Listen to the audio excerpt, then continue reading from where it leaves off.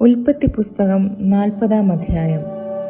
അനന്തരം മിസ്രയീം രാജാവിൻ്റെ പാനപാത്രവാഹകനും അപ്പക്കാരനും മിസ്രയീം രാജാവായ തങ്ങളുടെ യജമാനനോട് കുറ്റം ചെയ്തു. ഫറവോൻ പാനപാത്രവാഹകന്മാരുടെ പ്രമാണിയും അപ്പക്കാരുടെ പ്രമാണിയുമായ തൻ്റെ 2 ഉദ്യോഗസ്ഥന്മാരോട് കോപിച്ചു.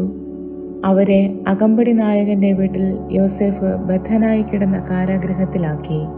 അകമ്പടി നായകൻ അവരെ യോസേഫിൻ്റെ പക്കൽ ഏൽപ്പിച്ചു. അവനവർക്ക് ശുശ്രൂഷ ചെയ്തു. അവർ കുറെ കാലം തടവിൽ കിടന്നു.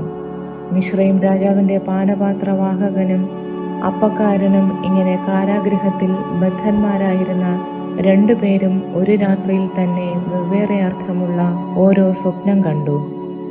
രാവിലെ യോസേഫ് അവരുടെ അടുക്കൽ വന്ന് നോക്കിയപ്പോൾ അവർ വിഷാദിച്ചിരിക്കുന്നത് കണ്ടു. അവൻ യജമാനന്റെ വീട്ടിൽ തന്നോടുകൂടെ തടവിൽ കിടക്കുന്നവരായ ഫറവോന്റെ ഉദ്യോഗസ്ഥന്മാരോട്, നിങ്ങൾ ഇന്ന് വിഷാദഭാവത്തോടെ ഇരിക്കുന്നത് എന്ത് എന്ന് ചോദിച്ചു.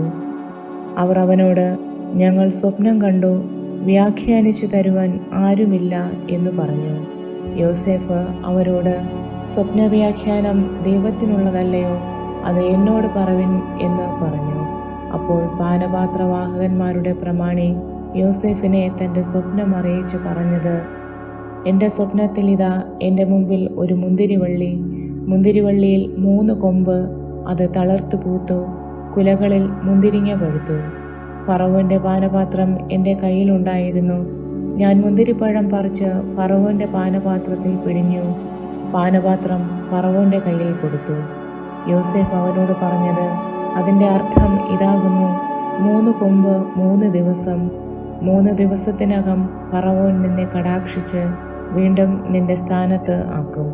നീ പാനപാത്രവാഹകനായി മുമ്പിലത്തെ പതിവ് പോലെ ഫറവോന്റെ കയ്യിൽ പാനപാത്രം കൊടുക്കും. എന്നാൽ നീ ശുഭമായിരിക്കുമ്പോൾ എന്നെ ഓർത്ത് എന്നോട് ദയ ചെയ്ത് ഫറവോനെ എൻ്റെ വസ്തുത ബോധിപ്പിച്ച് എന്നെ ഈ വീട്ടിൽ നിന്നും വിടുവിക്കണമേ. എന്നെ എബ്രായരുടെ ദേശത്തു നിന്ന് കട്ടുകൊണ്ടുപോകുന്നതാകുന്നു.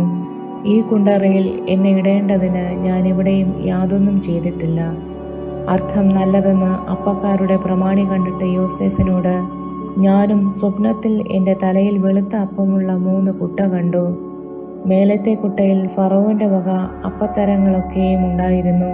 പക്ഷികൾ എൻ്റെ തലയിലെ കുട്ടയിൽ നിന്ന് അവയെ തിന്നുകളഞ്ഞു എന്ന് പറഞ്ഞു. അതിന് യോസേഫ്, അതിൻ്റെ അർത്ഥം ഇതാകുന്നു, 3 കുട്ട 3 ദിവസം. 3 ദിവസത്തിനകം ഫറവോൻ നിന്റെ തല വെട്ടി നിന്നെ ഓരോ മരത്തിന്മേൽ തൂക്കും. പക്ഷികൾ നിന്റെ മാംസം തിന്നുകളയും എന്നുത്തരം പറഞ്ഞു. 3-ാം നാളിൽ ഫറവോന്റെ തിരുനാളിൽ അവൻ തൻ്റെ സകല ദാസന്മാർക്കും ഒരു വിരുന്ന് കഴിച്ചു.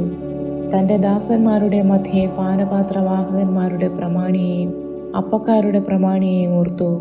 പാനപാത്രവാഹകന്മാരുടെ പ്രമാണിയെ ഫറവോന്റെ കയ്യിൽ പാനപാത്രം കൊടുക്കേണ്ടതിന് വീണ്ടും അവൻ്റെ സ്ഥാനത്താക്കി. അപ്പക്കാരുടെ പ്രമാണിയെയോ അവൻ തൂക്കിച്ചു. യോസേഫ് അർത്ഥം പറഞ്ഞതുപോലെ തന്നെ. എങ്കിലും പാനപാത്രവാഹകന്മാരുടെ പ്രമാണി യോസേഫിനെ ഓർക്കാതെ അവനെ മറന്നുകളഞ്ഞു. ആമേൻ.